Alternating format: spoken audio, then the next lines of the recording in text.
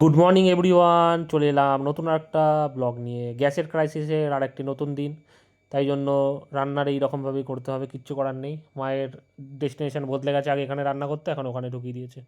তো রান্না যেটা করেছে সেটা দেখিয়ে দিই।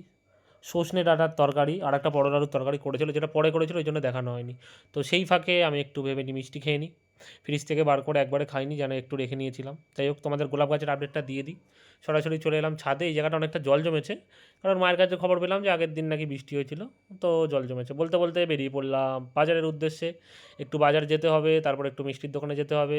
মিষ্টির দোকানে কেন যেতে হবে সেটা পরে বলছি। এখানে রাস্তা তৈরি হচ্ছে, যেহেতু একদম সদ্য বালি ফেলেছে, তাই জন্য যাতায়াত করা যাচ্ছিল না। সাইডে ইট বালি সিমেন্ট অনেক কিছু রেখে দিয়েছে, আমার একার না, সবার যেতেই অনেকটা প্রবলেম হচ্ছিল। বলতে বলতে রওনা দিয়েছি। এই হলো সন্ধানী মাঠ, বিরাটিতে অনেকেই চেনে। এই মাঠে আমাদের ছোটোবেলার অনেক স্মৃতি জন্মে আছে, এবং অনেক গল্পই থাকে, যেটা মাঠ দেখলেই মনে পড়ে সবার। যাই হোক, স্মৃতিটা পিছনে রেখে সামনের দিকে এগিয়ে চললাম, কারণ সব কিছু ধরে রাখলে তো আবার জীবন চলবে না। বলতে বলতে চলে এলাম সোনুর দোকানের দিকে, এই যার কথা বলছিলাম। এর জন্য বিটারি থেকে বেলগুড়িয়ার মধ্যে যদি কোনো ভালো দোকান পান বলে দেবে, ও সবাইকে হাই করে দিল। যাই হোক, ও কী কী মাছ এনেছে আমি তোমাদের দেখিয়ে দিই। পুরো প্রপার মাছের নাম আমি জানি না, তো যারা যারা চেনেন একটু কমেন্ট করে জানিয়ে দেবেন কী কী মাছ আছে এখানে। ও মাছের ব্যবসা বেশ ভালোই করে। বলতে বলতে বেরিয়ে পড়লাম ডেস্টিনেশনের দিকে। এটা হলো আমাদের পাঠানপুর বাজার। বাজারটা অনেকেই চেনে। যেহেতু আজকে সূর্যি মামা প্রচুর রোদ দিয়েছে, তো তেমন কোনো লোক দেখা যাচ্ছে না। মোটামুটি রোদটা ভালোই ছিল।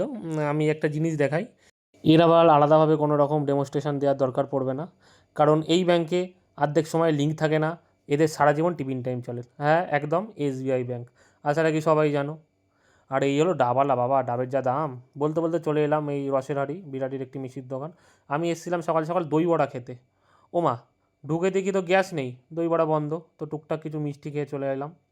তাও দেখিয়ে দিই, এই যে পাশের পুরো র্যাক ফাঁকা, কারণ গ্যাস নেই তো কী করে করবে।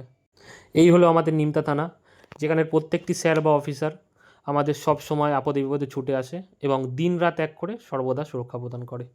বলতে বলতে সামনের দিকে এগিয়ে গেলাম।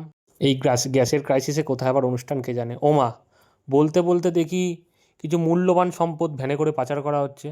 যেহেতু আমাদের চেনা পরিচিত দাদা, জিজ্ঞেস করে নিলাম। এক কথায় উত্তর দিল, এত মূল্যবান জিনিস আশেপাশে রাখা যাবে না। বাড়িতে এসে দেখি ভাই বোন টিভি দেখছে। এই যে সামনের যে ভাইটি, একদম সব কিছুতে এক্সপার্ট, যে কোনো বই ও দূর থেকেই বলে দেবে এটা কী বই চলছে, বা সাউন্ড চলে বলে দেবে।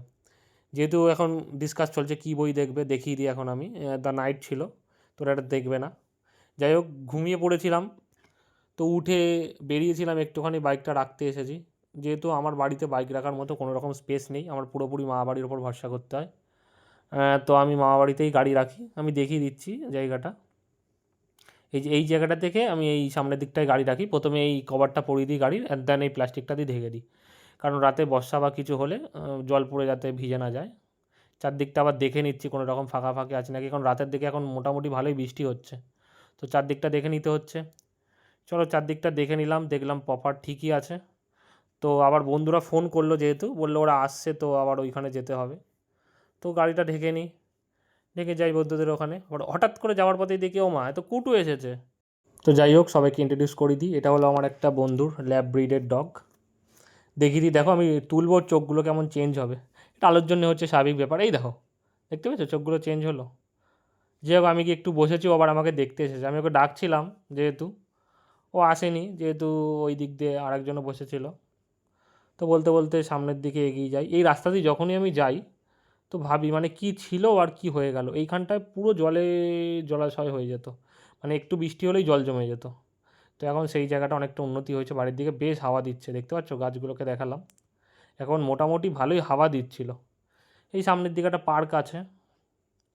তারপরে আমাকে অনেকটা ঘুরে যেতে হবে, যাই হোক পুরোটা দেখালাম না আমি। বলতে বলতে আর কে চলে আছে আর এসেছি। কে আছে? তাই ওরাও চলে এসেছে, যেহেতু অনেকে ছিল, কেউ বাইকে ছিল কেউ সাইকেলে ছিল। তো ওরাও চলে এলো। আমি বুঝতেই তো পেরেছি আমাকে তুই বললো এসছিস, বসতে, যে তো এইখানে গাড়ি আরও থেমে একজন গেছে। আসছিল পিছনে। যাই হোক, আমি বসে পড়লাম। বসে পড়ে সামনের দিকে যাচ্ছিলাম। তো আরও সব পিছনে তৎক্ষণ আসছিল, আমি দেখিয়ে দিই। এই যে সব পিছনে আছে।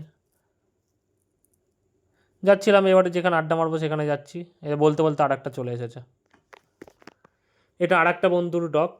এটা মেবি রটউইলার ব্রিডের, আমার ঠিক আইডিয়া নেই। মেবি রটউইলারই হবে।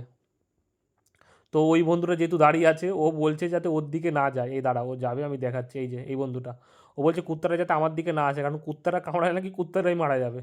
তো ইতিমধ্যে চলে এসেছিলো বাদশা খান, ওই যে আসছে। ভিডিওটা আজকে এখানেই শেষ করলাম। সবাই ভালো থাকবেন, সুস্থ থাকবেন। ভিডিওটি ভালো লাগলে একটি লাইক, কমেন্ট, শেয়ার, সাবস্ক্রাইব করে দেবেন। Tata, good night.